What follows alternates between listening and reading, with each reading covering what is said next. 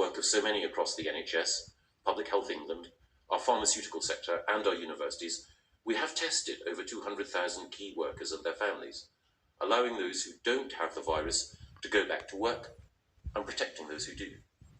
We have now, of course, extended the criteria for testing beyond key workers to anyone over 65 displaying symptoms and anyone who has to travel to get to work. And this week, we will be piloting new test, track and trace procedures on the Isle of Wight, with a view to having them in place more widely later this month. All of these steps will help us to get more people back to work and help to support the delivery of our public services. And I want to thank those who've done so much to maintain the provision of critical public services during this crisis.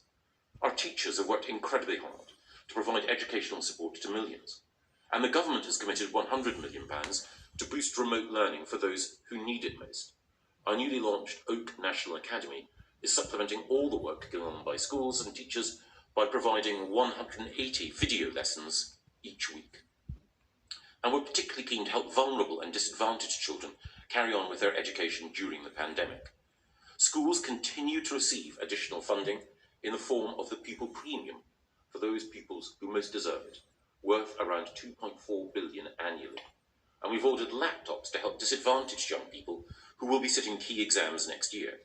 We're also providing laptops and tablets for those children with social workers and care leavers to help them stay in touch with the services they need, keeping them safe and supporting home learning. And if disadvantaged secondary school pupils and care leavers who are preparing for exams do not have internet access, we will provide free routers to get them connected while schools are closed. Over the Easter holidays, we were able to ensure that more than 60% of schools were open every day, with places for both vulnerable children and those of critical workers. And the free school meal voucher scheme ensured that children who needed it could continue to access food despite school closures. So far, 15,500 schools have placed orders for vouchers, of which over £35 million has been redeemed. The latest available data shows that around 49,000 of the children in attendance on April the 24th were classed by schools as vulnerable, more than double the figure from a week earlier. And while this is going in the right direction, we estimate this still represents only around 1 in 10 of all children and young people classified as vulnerable.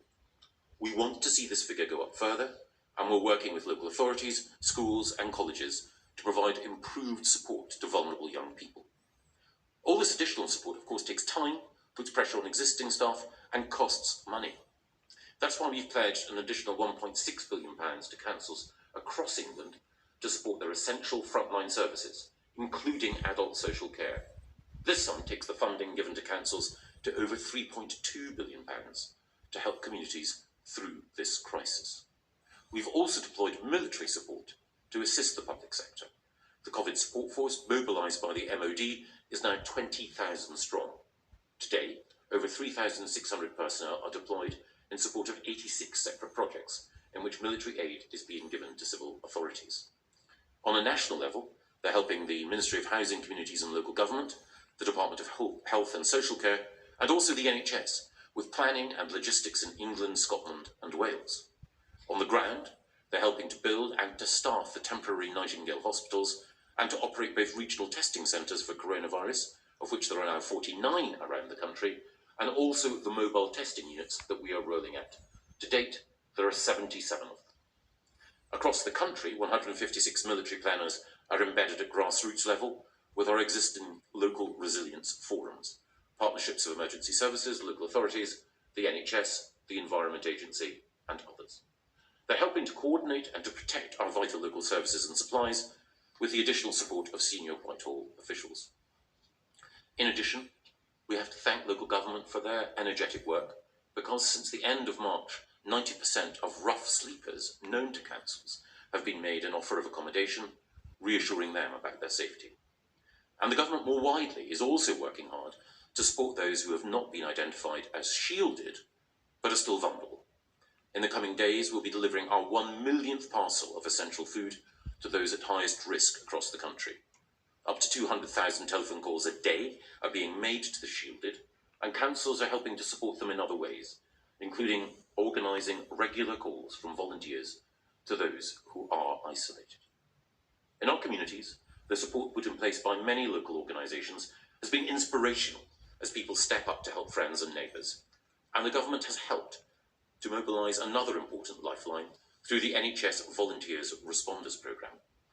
Over 600,000 people have had their ID verified and are helping with the daily errands that make such a significant difference, collecting shopping, making contact as a human voice on the end of a telephone, and transporting patients and supplies for the NHS. And of course, we are all working with supermarkets to ensure that a greater number of online delivery slots are made available to those most in need. Michael Gove speaking a little earlier. You've been watching a BBC News special programme. The Weekend News is coming up shortly. Bye-bye.